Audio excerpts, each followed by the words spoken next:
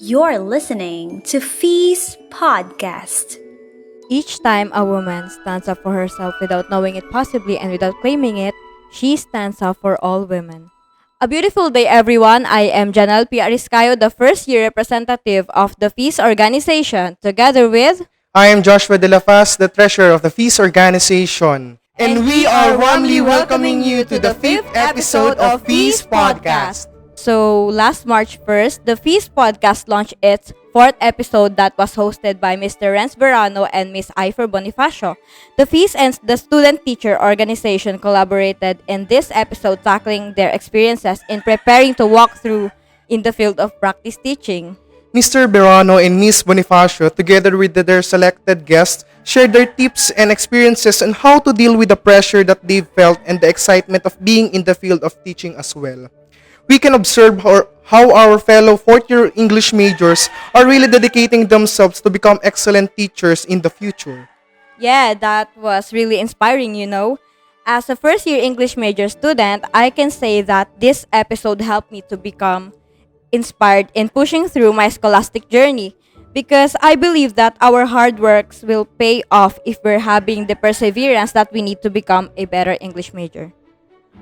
How about you, Mr. De La Paz? What can you say about the 4th episode? So, my thoughts and views about the 4th episode podcast is about being a fourth-year student is very tiring. So many things to be accomplished. The practice teaching, the internship. So the fourth-year stage is quite so stressful, and I think you are going to be academically drained.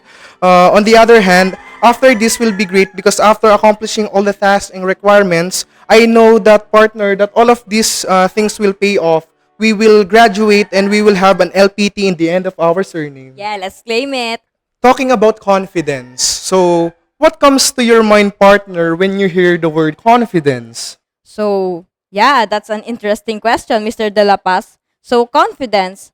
I myself is the only thing I'm thinking of every time I hear the word confidence, because I can say that I am capable to stand out and strive despite of having flaws. In addition, I can also do, say, and prove whatever I want as long it won't affect anything or anyone. Now, I'm returning the question. How about you, Mr. De La Paz? What comes up to your mind whenever you're hearing the word confidence? Partner, when I hear the word confidence, the number one thing that goes through my mind is that you are confident enough to show the world that who you truly are.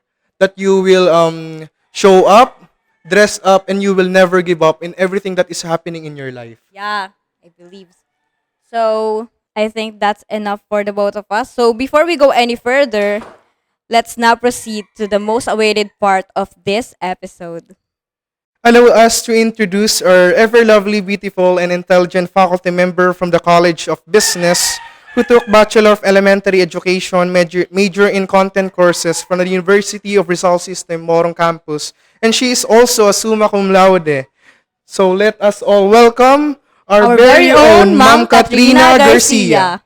How are you, ma'am? Okay, I'm very fine, but I'm a little nervous since this is my first time guesting in a podcast. Oh, so this is your first time, ma'am. So I'm going to ask you something, ma'am. I heard that this is your first time as a teacher in the field of education, no?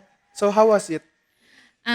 This is my first time, but actually this is the most fulfilling year I've ever had since I think I've used enough of my strategies and what I've learned in my pre-service teaching as well as in my academic years in this year. So I think though it's a bit challenging, but it is really fulfilling. So, that's very good to hear, ma'am. And I think you sounded very confident. You sounded very, very fulfilled, as you said. So, let me ask you a question. So, ma'am, Katrina, do you consider yourself as someone confident?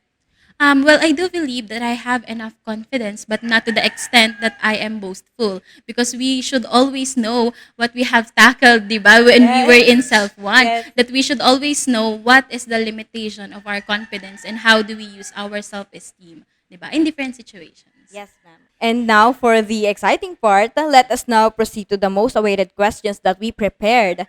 And that will be answered by our lovely guest, Ma'am Katrina Garcia. So, ma'am, what are your views about how women started to stand up opposing the gender stereotyping in a workplace? Okay. So, first of all, we know that women contributed significantly in the growth and development of the society, right?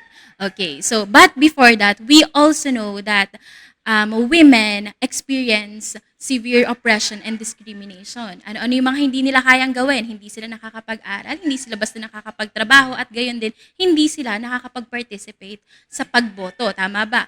Okay. So, with that, marami naging hindrances with women's rights and opportunities in the society. However, there are courageous women who fight and stand up for the rights and opportunities for women. And like for example, have you heard the name of Christine de Pisan? Okay, so yes, she is one of the first feminists, not just in their country but in the world. And she fought for the positive attitude and treatment for the women in the society, as well as education for women.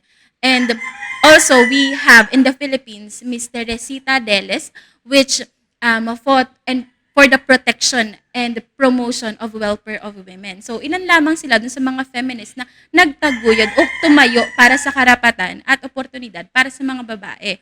And when it comes to workplace, sa ngayon nakikita natin the implication or the effects of those courageous women. Kagaya na lang sa politics, sino-sino ba yung mga naging president natin? Gloria Macapagal Arroyo Yes. And and Cory Aquino. correct, 'di ba? We have those two powerful women. And we also have in the field of literature or in writing, we have Luwalhati Bautista, 'di ba? Ano yung mga ginawa niya dekada 70, 'di ba? Kung napanood niyo man, at maganda kung papanoorin ninyo, katulad na lang nung bata-bata paano ka ginawa, rather. Yes. Dahil iyong mga palabas na yon empowers the women and their role in the society. So, ayun, hindi lamang talaga sa society nagkaroon ng implication yung pag-stand up at pag-stand out ng women. Hindi lamang sa workplace, kundi in the society as a whole. Yes, ma'am. Partner, we truly know that being traditional way back that women is what we call the housewife only. That in the field of workplace, only men will do the job, while the women will just in their houses cherishing their children. That assisting her husband. That's the only thing that women do way back. No, but as of today, we know that there is what we call gender equality. That both men and women can have a work or can be in a workplace as well.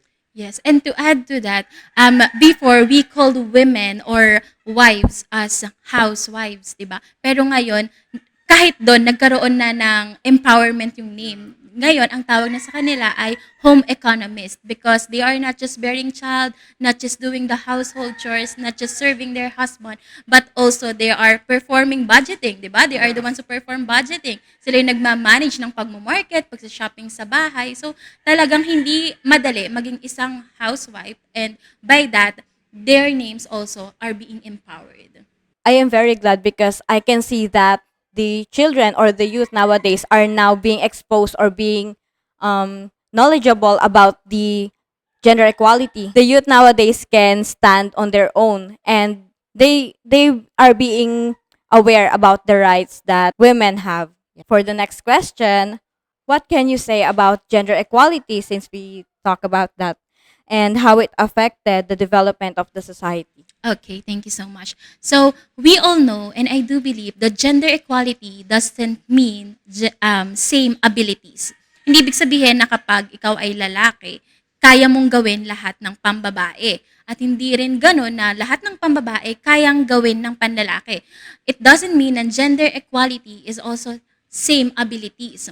But gender equality is more about accepting and respecting the differences and the diversity of all genders. We have to realize that there are certain strengths and weaknesses of men and women that equally matter and equally considered. And also, we have to realize and we have to be aware of all the capacities and incapacities of all genders, not just men and women. We also have the LGBTQIA, correct? Okay. So we also have an organization which we called, ano nga ulit?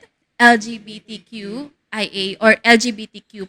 Okay. And with the gender equality, LGBTQ has been empowered. They were able to express themselves freely without being discriminated and criticized. Yes, ma'am, I truly agree because having opportunities outside the male and female gender, having the community which is the LGBTQIA plus, having them leads to different opportunities and different doors because we can't deny the fact that LGBTQ has the wit, the creativity, and also the talents. And so for the last question that we have prepared, ma'am, so what is your message to those women who are still experiencing abuse, and how can you help them stand for themselves? Okay. So first, not all women really know or really aware that they're experiencing such abuse. 'Di ba? So, ilan sa kanila ay hindi alam na gano'n na pala yung dinaranas nila na pang-aabuso. So, we also have a situation wherein a victim of an abuse is being in love or more attached to the abuser or oppressor. Have you ever heard that? Okay, so that's what we call the Stockholm Syndrome. Kung saan, it serves as their coping mechanism to survive such danger. It is a it is a development of positive treatment towards the oppressor. So in such cases, we have to show the victims of abuse that there are people who truly love and care for them. They have to show them real empathy and love. Kasi pag hindi nila ma-determine that they are being abused, di ba? Kailangan ipakita natin sa kanila kung ano yung tunay at magandang pagtrato. Para sa gayon, they will have the courage to walk away from that situation and to leave the people who are causing them pain and sufferings, di ba? And we have to help them by giving pieces of motivational advice. And if we could, we have to advise them to go in for a professional help, especially if they encountered or experienced severe abuse. And we could also empower them by helping them to walk away again from that situation and to hold their hands as we show them a better destination. So, Ma'am Katrina, is there an additional or a message that you will give to our listeners about this fifth podcast about women empowerment, about Women Month? Okay, to those women who are suffering from mental, psychological, or even physical trauma brought by the abuse they have experienced, so I want them to know that there are people who are always willing to talk to them. They have to reach for some real help, not just for the people around them, but could also from professionals. Okay, so to the youth, so if you know someone who is being abused, you can help them by referring them to professionals or even by motivating them to fight and stand up for themselves. So we always have to help and we always have to be willing to give some pieces of advice. Okay, correct. Because we and you are future teachers. So we should always be aware of the things that is going around us and that is being experienced by our learners. Again, to all the listeners and to all who can reach this podcast, I want you to all remember that according to Elizabeth Stanton, the best protection we could all have is the courage. So, kailangan maging matapang at matatag tayo sa kahit anumang pagsubok na darating sa ating buhay. At sa mga taong nakakaranas ng kahit anumang pang-aabuso, lagi nating tandaan na mayroong mga taong handang makinig at tumulong. Thank you. So, Ma'am Garcia, thank you for the time that you have given us. Me and Miss Ariscayo have learned a lot from you about women empowerment, that the rights of women and the things that are happening to them as of today.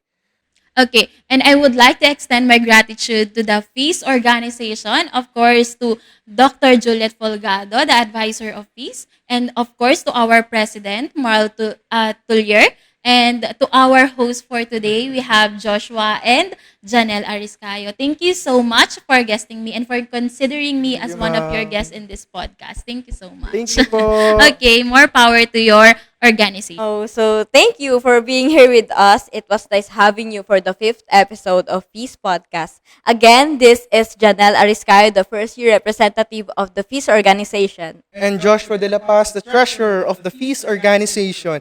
Now signing off and leaving you with a line from a song by Alessia Cara. That women don't have to change a thing. A world could change its heart.